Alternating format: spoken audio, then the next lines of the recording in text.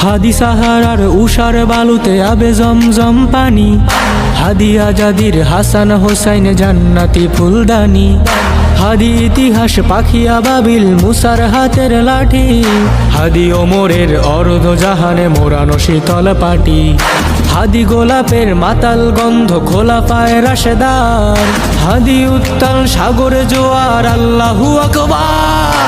আবু বকরের সিদ্দিকে থেকে আলোর ঝর্ণা এনে, হাদি জেগেছিল তরুণ আলীর সাহসের সুধা টেনে।